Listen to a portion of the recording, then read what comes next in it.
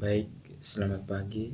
Perkenalkan, nama lengkap saya Yohanes Gabriel Meo, biasa disapa JF.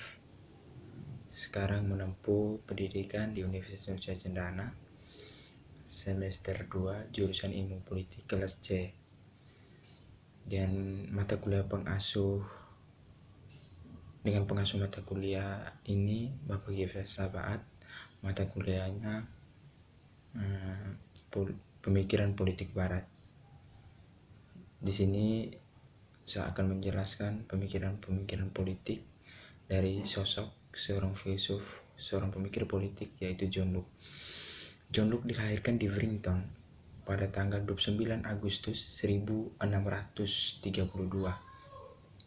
dan meninggal di tahun 1704. Mengapa John Locke dikatakan sebagai filsuf dan pemikiran politik? Yang pertama, kita harus tahu bahwa John Locke adalah seorang filsuf. Kenapa ia dikatakan filsuf?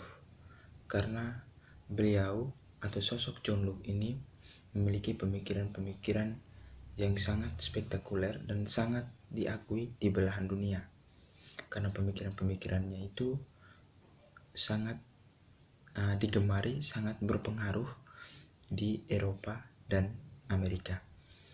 Jadi pemikiran yang paling terkenal dari beliau adalah dia tidak mengakui berpikir secara rasio atau secara otak, tetapi ia menggunakan sebuah metode atau matematis. Dan pemikiran politik dari sosok John Locke ini, ia tidak menginginkan dalam sebuah kekuasaan itu mutlak atau absolut, tetapi ia menginginkan dalam sebuah kekuasaan itu liberal atau kebebasan, di mana siapa saja bisa menjadi pemimpin asalkan ia siap untuk menjadi pemimpin dan datang dari suara-suara yang akan dipilih.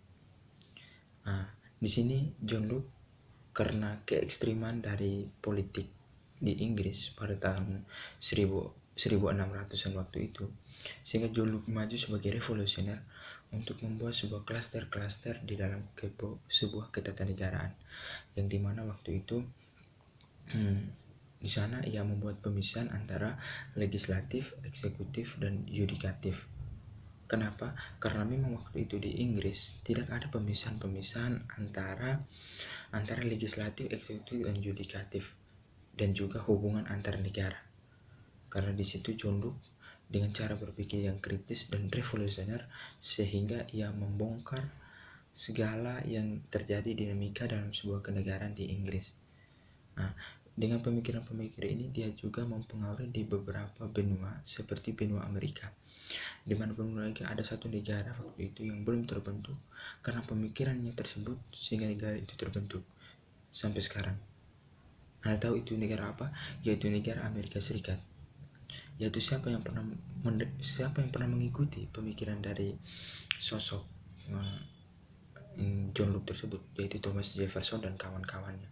Sehingga dengan mengambil cara berpikir John Locke tersebut, sehingga negara Amerika Serikat bisa terbentuk, yaitu Thomas Jefferson dan kawan-kawan, sehingga membentuk negara Amerika Serikat, karena berawal dari cara berpikirnya John Locke tersebut.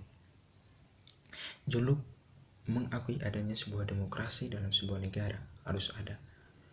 Kekuasaan itu tidak mutlak pada di tangan penguasa, tetapi kekuasaan itu datang dari masyarakat yang punya integritas dan penuh dengan kebebasan.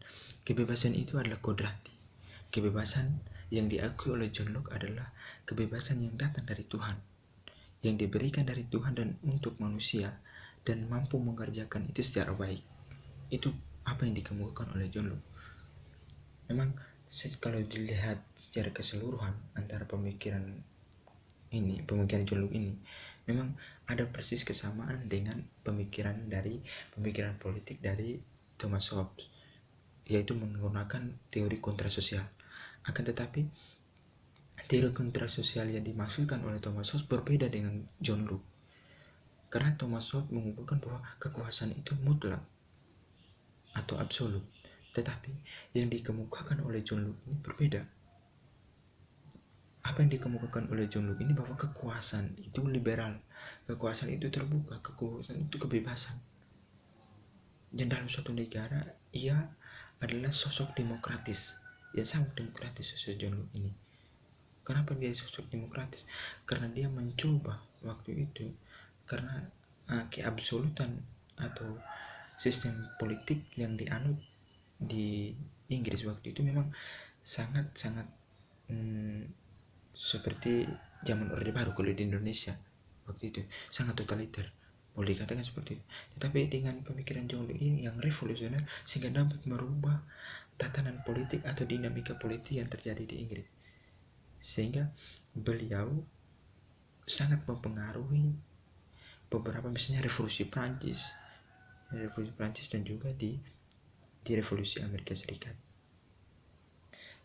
Sekian saja dari saya. Itulah pemikiran-pemikiran dari John Locke. Sekian dan terima kasih. Salam sejahtera untuk kita semua, terkhusus Bapak dosen, Bapak Yefesa Baat. Semoga diberkati Tuhan. Semoga tetap sehat walafiat walaupun pandemi melanda. Sekian dan terima kasih.